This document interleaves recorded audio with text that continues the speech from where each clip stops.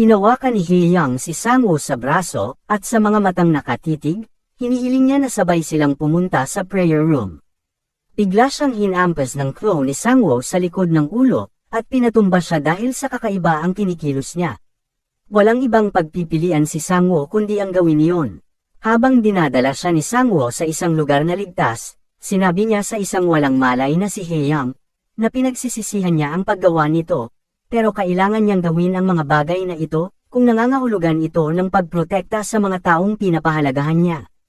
Fast forward sa agency ni Mr. Kang kung saan nagkamalay na si Heyang. Bumangon siya at makikita si Kim na nagbabantay sa kanya. Nagtanong si Heyang kung sino siya, at ipinakilala ni Kim ang kanyang sarili at ipinaliwanag na siya ay dinala dito ni Sangwoo, na gumawa ng dahilan na siya ay nahimatay dahil napagod sa klase. Sinabi ni Kim na huwag mag-alala dahil si Sangwoo ay ginamit ang kanyang mga clone upang maka-attend silang dalawa sa klase. Tinanong pa ni Heyang si Kim kung nasaan si Sangwoo. Sinabi ni Kim na si Sangwoo ay babalik lamang at hindi magtatagal, at pansamantala, hinikayat niya si Heyang na uminom ng potion na ginawa niya, na sinasabing mababawi nito ang kanyang lakas. Pero sa totoo lang, ang side effect ng potion ay pinapatulog nito ang taong umiinom. Sa kalooban ni Kim, gusto niya lang itong manatiling tahimik, at nagagalit siya kay Sangwoo dahil nag-iwan siya ng isang tao upang alagaan. Lumipat ang eksena kay Sangwoo sa campus ng academy, habang siya ay nasa tuktok ng isa sa mga gusali at nakatingin sa paaralan. Si Sangwoo, sa kanyang isipan, ay nagsasaad na kailangan niyang mag-imbestiga, na sinasabi kung bakit nag-iba ang ugali ni Heyang.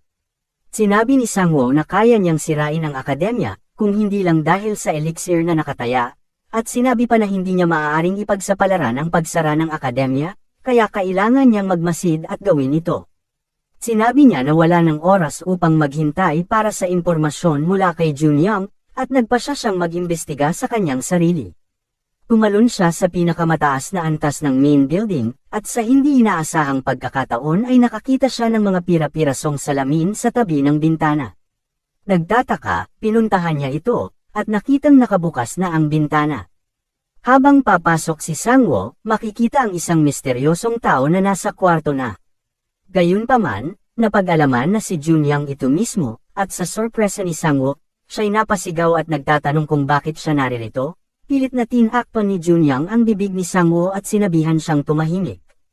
Sumagot si Junyang at nagtanong sa kanya kung ano ang ginagawa niya dito, at sinabi na dapat siyang maghintay sa kanyang impormasyon. Pero ibinunyag ni Sangwoo kay Junyang na nag-iba ang ugali ni Heyang at ipinapaliwanag niya ang lahat ng nangyari. Si Junyang, nang marinig ito, ay nanggagalaiti sa kanyang mga ngipin at sinabihan si Sangwoo na sundan siya. Umakyat siya sa isang bookshelf at hinila ang isa sa mga libro, na nagpapakita ng isang lihim na silid, na ikinagulat ni Sangwoo. Isinalaysay ni Junyang kung paano niya ito natuklasan ngayon, at ito rin ang unang pagkakataon niyang tumingin sa silid.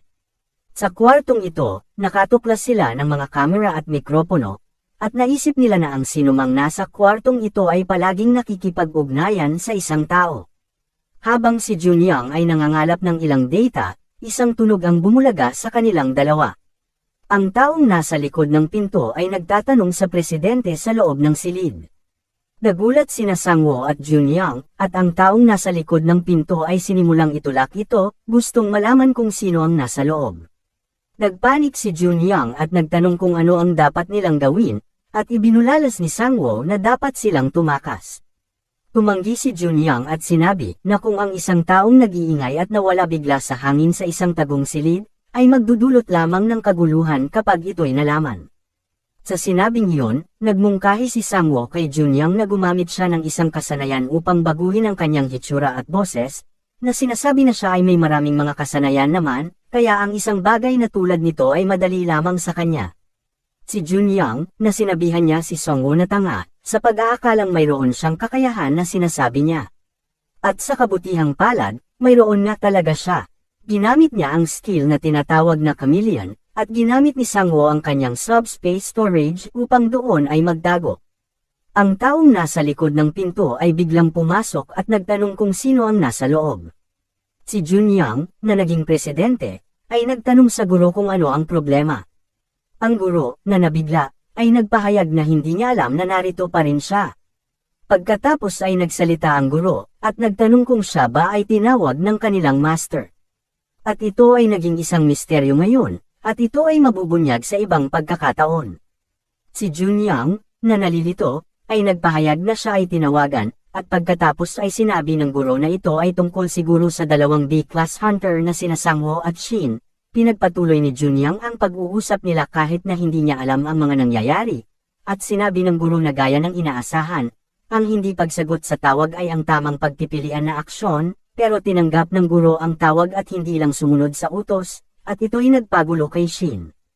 Ang guro, gayunpaman, ay nagsasaad na siya ay masyadong nagmamadali at sinabi na ang lahat ng ito ay malulutas naman sa meeting sa loob ng 3 araw pa rin. Ang balitang ito ay ikinagulat ni Junyang at Sangwoo. Humingi ng paumanhin ang guro at ito ay umalis na, ngunit si Junyang ay matalinong nagtanong sa kanya kung hindi ba niya nakalimutan kung anong oras ang pagpupulong. Sinabi ng guro, syempre hindi, at sinabi na ito ay 11 p.m. Pagkaalis ng guro, lumabas si Sangwoo mula sa kanyang subdimension at nagtanong kung ano ang nangyari. Ang lahat ng mga pag-uusap ay tungkol sa master meeting, at pagtawag sa kanilang dalawa na mga problema sa paaralan na nagpainit sa kanilang ulo. Isinasaad ni Junyang na wala siyang alam dito. Nagtanong si Sangwoo kung bakit alam ni Junyang na kakaiba ang prayer room sa simula pa lang. At ito'y ipinaliwanag ni Junyang na nagkaroon dito ng mga maraming babala.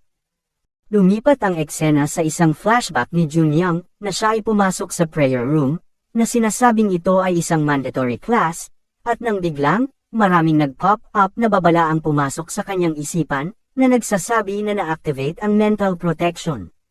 Si Junyang ay napatingin sa paligid upang hanapin kung sino ang gumagamit ng mental skill sa kanya, ngunit nang siya ay lumipat sa kung saan-saan sa prayer room, ang skill ay hindi pa rin humihinto, at walang mana flow o anumang bagay na bakas, na nagpamisteryo sa sitwasyon. Sa huli, naisip ni Shin na ang buong silid ng prayer room ay puno ng mental skill. Nagtanong si Sangwoo kung bakit alam niya ito, kung bakit hindi niya ipinaalam sa ibang mga mag-aaral ang tungkol dito. Si Junyang ay sumagot pabalik, na nagsasabi na kung sasabihin sa kanila, ito ay magiging sanhi ng isang malaking kaguluhan, tulad ni Sangwoo, hindi kaya ni Shin na makipagsapalaran dahil elixir ang nakataya, at nagsasaad na kailangan muna nila ng higit na impormasyon para dito. Kailangan nilang makahanap ng kahinaan upang mapigilan ang akademya. Upang makakuha ng impormasyong gagamitin laban sa kanila, nakakita sila ng isang computer na kailangan ng password dito. Napamura si Junyang na nagsasabi na hindi ito magiging kasing dali ng kanyang iniisip, ngunit tinapok siya ni Sangwoo sa balikat at ipinahayag na ang password ay nakasulat sa isang piraso ng papel na nakadikit sa dingding. Ginamit nila ang password at nagpatuloy upang tingnan ang mga nilalaman ng computer. At nagulat sila sa kanilang nakita. Lumipat ang eksena sa ahensya ni Mr. Kang, kung saan nagtatanong si Haeyang kung ano ang potion na ibinigay sa kanya ni Kim. Si Kim ay gumawa ng ilang mga dahilan dito, at nagpasalamat si Haeyang sa kanya. Pero bago niya ito inumin, nagtanong siya kung maaari ba siyang maghugas ng kaunti, dahil siya ay pawisan mula sa hunting class niya kanina. Sinabi ni Kim na syempre, at sinabi sa kanya na may banyo sa tapat mismo ng silid na magagamit niya, at nagsimula siyang maghubad sa harap ni Kim, na ikinamulan niya, at tumalikod siya, na nakaharap sa kabilang direksyon, habang nagpupunas siya ng pawis, nagtanong siya kung anong uri ng relasyon mayroon si Kim kay Sangwoo. Si Kim, na nakatalikod sa kanya, ay nagsasaad lamang na sila ay teammate at walang gaanong namamagitan sa kanila. Ngunit nang biglang, makikita si Haeyang na nag-charge ng mana ball kay Kim, na handang umatake. Bumalik sa akademya kung saan natulala sina Sangwoo at Junyang sa kanilang nakita. Ang layunin ng akademya ay ipinahayag na magiging ganap na mabi-brainwash ang lahat ng mga mag-aaral sa akademya, at ang prayer room, sa katunayan, ay ang espasyo na magiging sanhi sa pagbi-brainwash sa kanila. Si Sangwoo, sa kawalan ng salita, ay iniisip na ang lahat ay magiging isang puppet na maglilingkod sa taong tinatawag nilang master, at nagtatanong kung gaano karaming mga estudyante na ang na-brainwash nila. Sinabi ni Junyang na humigit kumulang 10,000 ang mga mag-aaral, ngunit kung pagsasamahin ang lahat ng mga sangay ng akademya sa South Korea, ang bilang ay umaabot hanggang 30,000 na mga estudyante.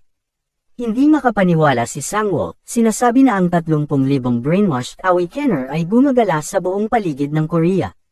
Matapos makakita ng isang bagay, biglang nagulat si Junyang, at hiniling kay Sangwoo na tingnan ito. Lumalabas na ang pangalan ni Sangwoo ay nakasulat sa listahan ng mga mapanganib na tao, at ang mga na-brainwash na estudyante sa akademya ay nakatutok sa kanya mula ngayon. Ano ang mangyayari kay Sangwoo, at ano ang mangyayari kina Hae-young at Kim?